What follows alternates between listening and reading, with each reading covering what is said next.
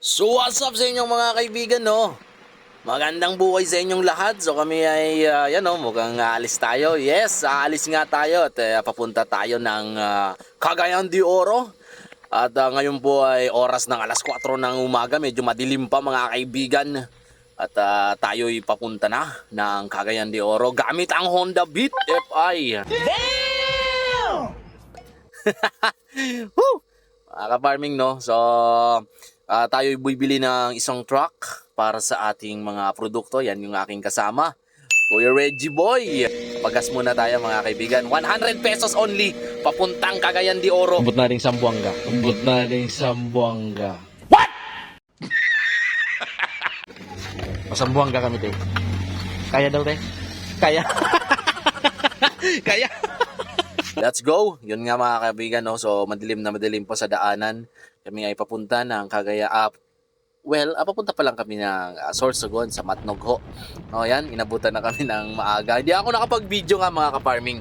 Pero inabutan kami dyan ng ulan. No? Wala kaming kapote. Sa sobrang excited makapunta ng Mindanao. Wala kaming dalang kapote, oh. Yan, so nag-dry na lang yung aming mga damit, no? Yan, makikita nyo sa ulap. Ang ulap medyo nangingitim-itim pa. Alright, so yan, magbabayad na tayo ng mga bills. Yan yung ating tickets. Yan yung mga kasama ko yan. Nakikita nyo mga kaibigan. Nakakasabay ko pa po yan papuntang Cagayan de Oro. So, bayad na tayo sa terminal fee dyan sa LGU. Alright, so maya-maya i-share ko sa video na ito kung magkano yung nagastos namin sa papunta ng Cagayan de Oro para sa mga nagbomotor. Oh. So guys, no, nandito na nga tayo sa Matagport. At sa kasalukuyan po, nakikita natin yung mga mga sakyan. Ayun na nga mga kaibigan, dyan tayo sasakay sa bangka na yan. Sa barko na yan.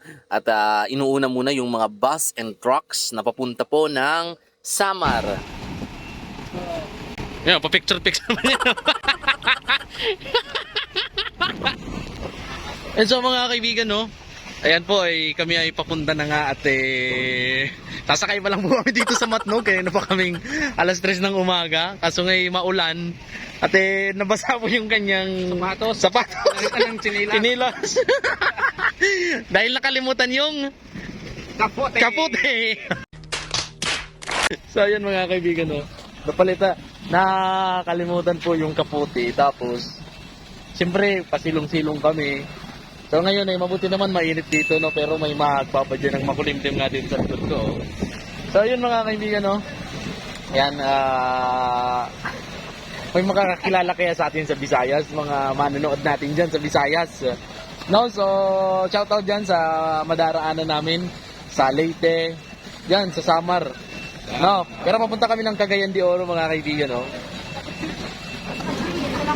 May mga kaibigan, no. Shout out Andox. Only rice with andox. Alright guys. So mga kaibigan, no, nandito kami ni Kuya Reggie at saktong food trip lang ang mga trip.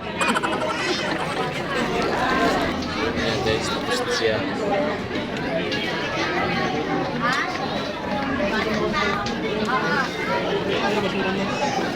So yun na nga mga kaibigan, no, inabutan na kami ng gabi. Siguro mga alas 8 na yan ng gabi, alas 9 ng gabi or alas 10. Di ko na matandaan, basta nasa Liloan na po kami, Liloan Port, papuntang Surigao City. Alright, so first time magmotor namin mga ka-farming, no. At nakasakay na kami ng barko. And medyo talagang lutang na kami mga kaibigan, no. Lutang na kami. So makikita nyo ay wala pang ligo. Kahit si Pilyo. So pagdating namin ng nakarating na kami ng Surigao City. So hanap muna tayo ng makakainan dito mga kaibigan, no. Oh, yan, oh. Sunog po ang aming belt. Kala ko Manila galing to. Hindi. Pero mula sa amin pa Maynila, parang nakadalawang balikan na. Grabe. Pag talaga nainit, nagsimula pa lang naman kami alas 6. pa nga natin, anong oras na? Anong oras na ba? Alas 7 pa lang, no? Isang oras pa lang. Kaso kahapon pa eh. Talagang kuha na yun eh. Groovy na yung bell. Mainit na. Gopo.